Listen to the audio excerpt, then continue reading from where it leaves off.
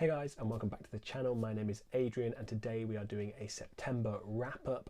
We are recording this a couple of days into October, and this is going to be a rundown of every book that I finished in September, how I liked it, and just so you get a general overview of my reading month. There is going to be just quick thoughts on most of these books. A fair few of them have their own dedicated reviews on the channel, which you can go look up. And hopefully a few more will be getting their own dedicated reviews as well. So we're going to go chronologically this month, run through the 6 books that I have finished during September. And the first one of these was To Sleep in a Sea of Stars by Christopher Paolini. I do have a dedicated review for this on the channel, and this is a book that I am majorly conflicted on. I did enjoy the first half. I really thought there was a lot of potential for this book. We are following Kira in essentially a first contact sci-fi space opera, really, where she makes contact with an alien life form technology skin suit thing that she bonds with. And we follow her exclusively as she is trying to work out how to live with this, and what her abilities are and how she can use them for the good of humanity. This had a great premise and a really good setup, and it failed to deliver on it. If you want to see more of my thoughts on this, go check out my review. I go on for quite a long time about both the positives but also a large chunk of the negatives I have with this book. It did come out as a 3-star read for me, which means I liked it. It was fine. I don't regret reading it, basically, is what a 3-star is for me. And this is the worst book I've read this month, and I really hoped it was going to be better, because I had a really good enjoyable start with it, and it just didn't quite follow through well enough on its promises. The next book I picked up in September and I completed was The Shadow of What Was Lost by James Islington. This is a debut novel and the first book of a trilogy from James Islington. It is blurbed as something for Sanderson and Wheel of Time fans. I definitely get the Sanderson comparisons here in terms of the magic system. Not as exciting as Sanderson's, but very much I can see where it is related and how it might have been inspired by some of Sanderson's works. As well as that, I really enjoy the style and the Mistborn-esque, there always being another secret. And this is one of the big strengths of this novel, was the plot had a lot of shocks and surprises, and they were well foreshadowed as well. The characters were maybe a minor weakness for a couple of them, but there were still many that I really did love in this book, and it got a solid 5-star rating from me. You can check out a review of this book on my channel as well already. The link will be down below as well. Next up, I picked up The Black-Tongue Thief by Christopher Buehlman. I am hoping to record a review for that soon. It is a single POV, first-person perspective epic fantasy following Kinch, who is a thief. He's in with the Thieves Guild and owes them a good chunk of money, and he is recruited to go on a job to basically clear his debt. He is a smart talking sort of wise ass character who very much loves the sound of his own voice and thinks he is the bee's knees in terms of talking up to people.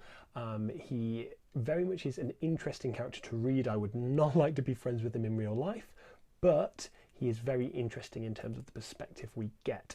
I did really have a lot of fun with this. He has a very distinct authorial voice, does Christopher Buehlman, or at least we have a very distinctive narrative voice from Kinch. And it was enjoyable. I like the subtle but continual world building we get. I think the world we're in actually is very interesting, and there's a lot of places for us to go with it, even though world building was not a big focus really at all in this book. It was much more about character. It is enjoyable, it is light-hearted, it is comedic. Definitely for fans of the Band series by Nicholas Ames, I can see this would be a book that you would enjoy, and I believe there are another 2 coming in this series as well. So a trilogy of books for you to enjoy when they do come out. I gave this 4.5-star read. It's not going to be an all-time favourite, but it was a very good read, and I very much enjoyed it. More than I probably thought I would from the start. I had a little bit of a slow start with this book. Not quite sure I was going to mesh with the character's narrative voice, but it was a big win for me in the end. I then continued my series read of the memoirs of Lady Trent with book 2, The Tropic of Serpents. I did enjoy book 1 when I read it a few months ago, but it didn't blow my socks off. It wasn't an all-time favourite by any means. I think I gave it 4 stars, or maybe even 3.5 stars I think I actually gave it. This is a series by Marie Brennan. The Tropic of Serpents I thought was a big step up from A Natural History of Dragons. I gave this 4.5 stars and it was a really, really good read.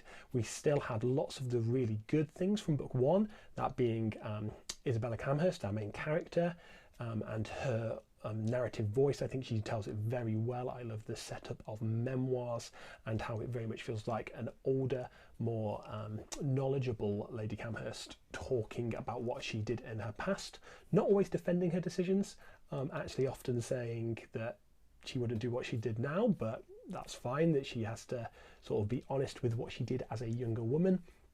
What I did really love about this book was there was much more realistic anthropological issues going on here. We are very much dealing with culture clashes, with Isabella Camhurst being in a different country and different cultures and having to deal with the cultural taboos and cultural sensitivities of different nations.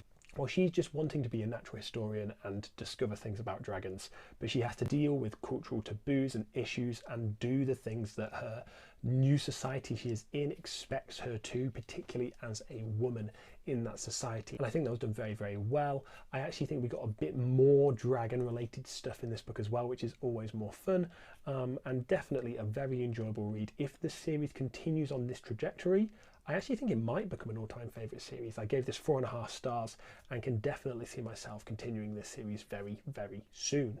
Next up was a ADRIAN Tchaikovsky book. I've been reading lots and lots of Tchaikovsky recently.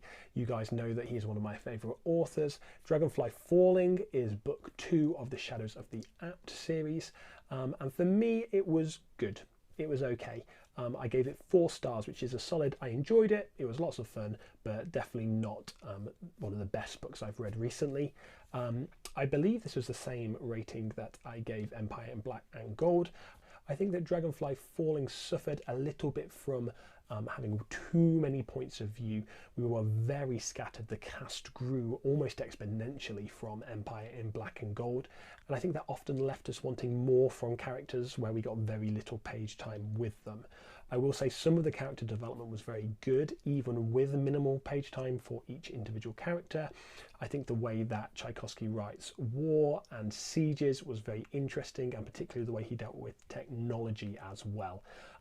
It did feel like it dragged a little in the middle though for me, which is why it wasn't a higher rated book, but 4 stars for Dragonfly Falling. Definitely continuing on in this series. Tchaikovsky still producing books that I really, really enjoy. And then the last book I got to this month, book number 6, is a novella by Brandon Sanderson, and this is Snapshot. Now, I am a big Sanderson fan, but I haven't heard much about Snapshot before reading it. I'd heard that some people think it's okay, but I actually really enjoyed it. I think for a novella, particularly a sci-fi novella, I think it was done very well. I like the way the technology was dealt with, and I like the twists and turns we got through it. Now, there are twists and turns you would expect from the genre that it is, and we do get some of those, but we also get some extra twists and turns, which is always a lot of fun. For those of you who don't know anything about it, the idea here is that we are following a pair of deadbeat detectives who are not good enough for real world policing, but they go into a sort of computer generated model of a day from the last couple of weeks to try and help the actual outside police force to do their job better and to catch criminals. And I think that some of the things you would expect from that are delivered well by Sanderson, but there's also some fun little twists on that genre as well. I gave this a solid 4.5 stars. I don't want to give you too much more information because it is only about 80 pages or so, but a really, really nice, solid sci-fi novella. Definitely a fan of it.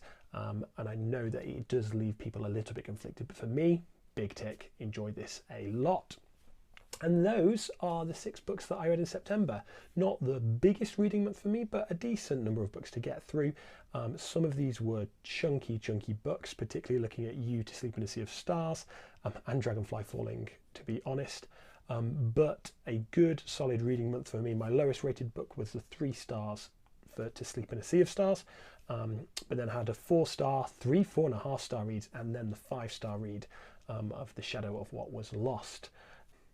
So yeah, as you can see, 2 sci-fi books here, 4 fantasy books, which is pretty much normal for me as a big fantasy reader.